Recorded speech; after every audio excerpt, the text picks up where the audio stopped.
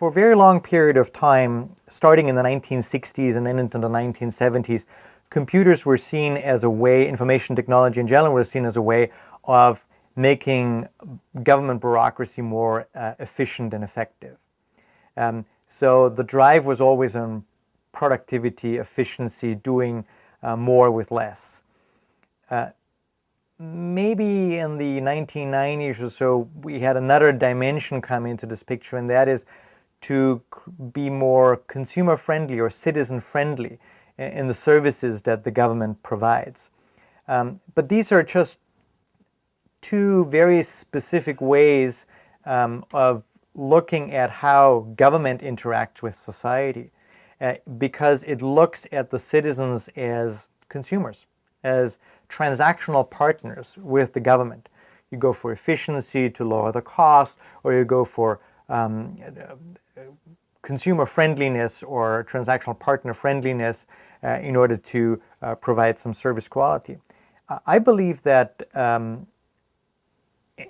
electronic government or information technology in government must go much further than that. We as a society have a right to know better what the government is doing, to engage with the government, and to have a government in place that is willing and able to use the technological tools available to engage us citizens. That's currently not happening or not happening at a sufficiently high level. We are still in this old-fashioned mode of thinking about transactions, efficiency, and user-friendliness.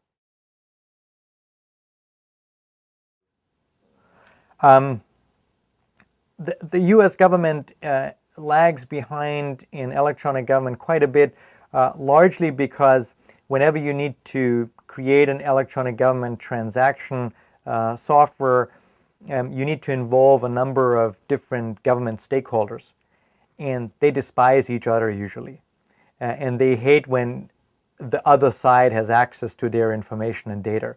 Data silos and information silos in government are one way of defining power and influence. And so obliterating those silos really reduces the power of individual departments and agencies, and that's why they are not keen on doing that.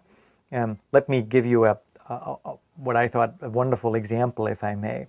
There was a website on moving, called Moving, and it helped people who were moving house to do the change of address form, to move the electricity and the gas and the utilities over the telephone, to also hire perhaps a moving van and so forth. It was a one-stop shop for all of this.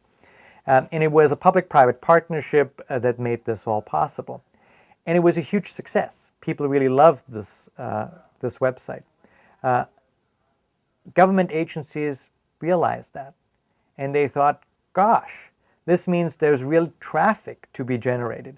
And immediately what they did was to leave that umbrella, that one-stop shop, and to create their own little shops in order to drive traffic to their own little shops. Of course, the sum was really more, the sum was more than just the parts put together. And once you take these parts apart and everybody has this little shop, the consumers really are frustrated again and don't want to go to 15 or 16 different websites in order to change their addresses.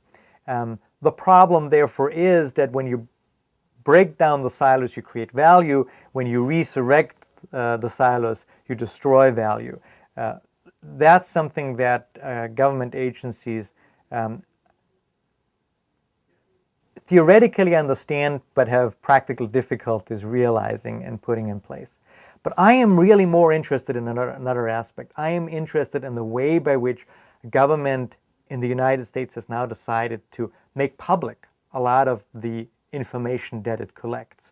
My colleague and friend Beth Novak and others have really pushed this very hard in the Obama administration, and I think that's exactly right. What we need is more information that the government collects, not personal information, but general information, to be shared with the public at large, with NGOs, with the society at large, so that they can then look at that data and really see what is happening in our society. We now have the software tools to do that. We now have the interest in the public to do that. That's why we need to move ahead and make more and more of that government information freely available. There's a huge difference if you look at the website that the Obama administration set up to be able to trace the money of the stimulus package going into the economy, and you can see to which communities, which counties, to what companies and institutions, organizations the money goes, how much has been dispensed, what was the impact on employment, and so forth. This data is fabulously well designed and presented through a geographic interface, and it is simply superb. Very, very different from the previous administration. In fact, the outgoing Clinton-Gore administration put in place, for example, a website with the Environmental Protection Agency, where the Environmental Protection Agency made accessible a self-reporting inventory of toxic waste, and linked it to a geographic information system so that people could actually look at their neighborhood and see whether there were any toxic waste repositories in their neighborhood. When that went online, a lot of people started pressuring the companies in their neighborhood that had toxic waste to clean up and to get their act together, because land value would adjust. And so there was almost a wonderful market force as well as a democratic force behind it. Of course, the George W. Bush administration after 9/11 took the website down, ostensibly because of a security risk. Terrorists could access the toxic waste inventory and find out where the toxic waste was in this country. I am not so sure the security risk really was that high. I think a lot of people I suspect a lot of people in the Bush administration connected to some of the toxic wasters were quite happy to put that database offline. Well, first of all, if we permit people to have access to government information, we don't necessarily become more vulnerable. The cybersecurity task is mostly one focused on keeping the infrastructure up and running. And we're very vulnerable there. We're very vulnerable not just on the internet information infrastructure, but on the energy and electricity infrastructure as well. And we are vulnerable because for many years, even decades, we have increased the efficiency of the infrastructure, but limited the investment in redundancy and robustness of the infrastructure. And that makes all these infrastructures prime targets for hackers and terrorists around the world, whether they're organized by a nation state or whether they are non-combatant terrorists of Al-Qaeda's ilk or anything else. I think we need to spend more money on that. I think we need to spend more money on securing the infrastructure, on knowing what the other side is doing.